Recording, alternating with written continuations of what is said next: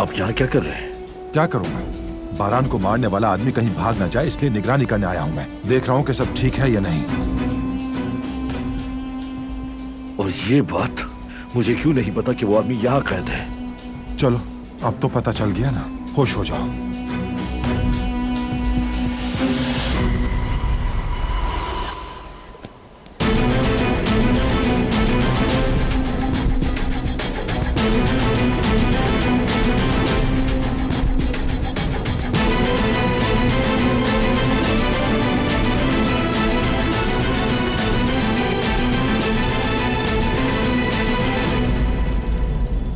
क्या हुआ? तुम्हारा मूड ऑफ क्यों है? था नहीं, अभी हुआ है। क्या मैं काराबे नहीं हूं?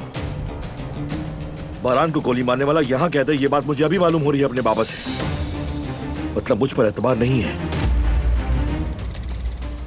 हसन को ये बात कहां से पता चली?